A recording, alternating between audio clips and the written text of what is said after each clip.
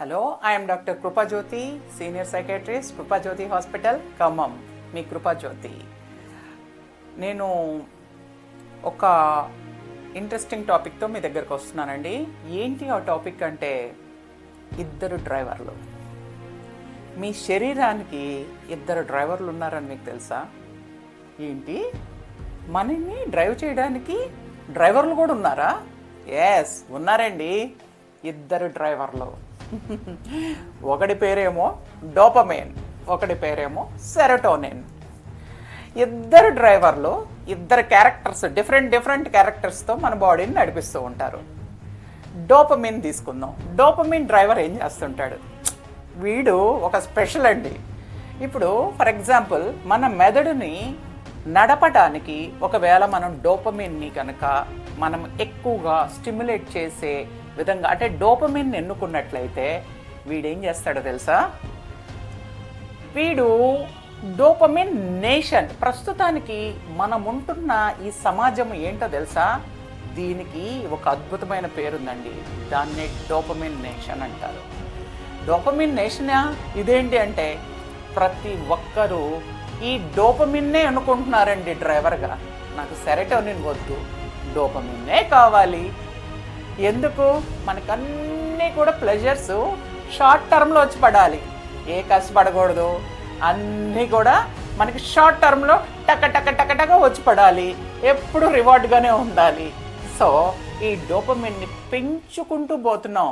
ఈ డోపమైన్కి శక్తినిస్తున్నాం. ఈ డోపమైన్ని నరాల్లో ఎక్కించుకుంటున్నాం. అందుకనే ఎక్కువ మందికి డోపమైనే డ్రైవర్గా ఉంటాడు. సో వీడేం చేస్తాడు?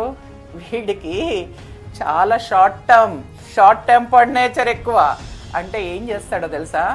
ఇప్పుడు నేను బేకరీలో కేక్ తిన్నాను, చాలాగా నా బ్రెయిన్ ఎంత రివార్డ్ హ్యాపీగా ఫీల్ అవుతుంది. ఒక బర్గర్ తిన్నాను, చాలా హ్యాపీగా ఫీల్ అవుతుంది. లేకపోతే ఒక కాఫీ తాగాను, చాలా కూల్ డ్రింక్ తాగాను, చాలా. ఇలాగా షార్ట్ టర్మ్ ప్లెజర్స్, అంటే తాత్కాలిక ఆనందాలను అప్పటికప్పుడే ఇవ్వడానికి డోపమైన్ దోహదపడతా ఉంటాడనమాట. వెంటనే నీ బ్రెయిన్ భలే ఉంది, ఆల్కహాల్ తాగారు ఎలా ఉంటుంది, స్మోకింగ్ చేశారు ఎలా ఉంటుంది, బుర్ర తెగ పని చేస్తున్నట్టు అనిపిస్తుంది కదా. ఇదేనండి ఈ డోపమైన్ కోసమే. ఈ డోపమైన్ పెరగడం వల్లనే ఇలాగ అనిపిస్తూ ఉంటుంది. షార్ట్స్, ఇన్స్టాగ్రామ్స్, రీల్స్, ఎడిక్షన్స్ ఇవన్నీ ఏంటనుకుంటున్నారు? డోపమైన్ మాయలో పడ్డాం. డోపమైన్కి మనము మాయలో పడ్డాం. ఈ డోపమైన్ మిమ్మల్ని డ్రైవర్గా నియంత్రిస్తున్నాడు.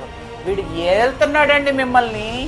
వీడు మిమ్మల్ని ఏలతున్నాడు అని అంటారు. సో ఈ డోపమైన్ అనే డ్రైవరు ఇలా చేస్తుంటాడు. ఓకే, వీడేం చేస్తాడు? వీడి అన్ని తాత్కాలిక ఆనందాలు. ఇప్పటికి నేను సంతోషంగా, రేపటి రోజు గురించి ఎవడు ఆలోచించాడు? రేపు బతుకుతామో చస్తామో, ఈ రోజుకు సంతోషంగా ఉండి చావండి, ఈ రోజు హ్యాపీగా ఉండాలి అని చెప్తా ఉంటాడండి.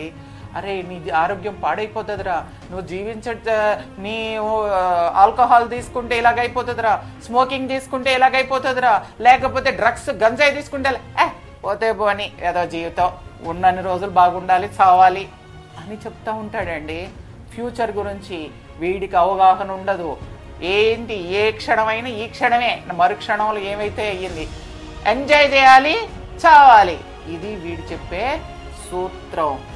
సో డోపమైన్ అనేది తాత్కాలికంగా ఇస్తుంది.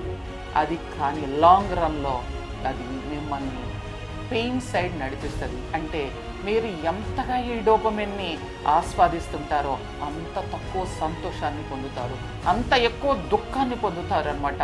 ఎందుకు అనంటే మన బ్రెయిన్ బ్యాలెన్స్ చేస్తూ ఉంటుంది.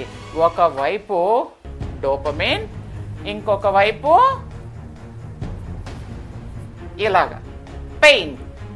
ఈ రెండు కూడా మన బ్రెయిన్ ఒక బ్యాలెన్స్ చేస్తూ ఉంటుంది.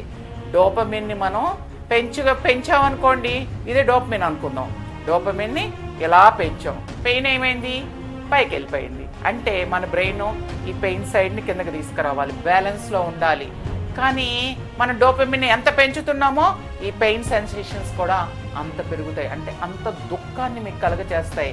రానున్న రోజుల్లో దానివల్ల మీకు ఇంకా డోపమిన్ ఇవ్వాలి, ఇది ఇంకా పెయిన్ ఇస్తూ ఉంటుంది. అందుకనే రిచెస్ట్ నేషన్స్లోనే, అంటే బాగా డబ్బులున్న దేశాల్లోనే, బాగా ప్లెజర్స్ ఆనందం ఉన్న దేశాల్లోనే దుఃఖం కూడా ఎక్కువ ఉంది, సూసైడల్ రేట్స్ ఎక్కువగా ఉంటాయి. మరలా 2 సెరటోనిన్ గురించి ఇంకొక వీడియోలో మీకు చెప్తాను.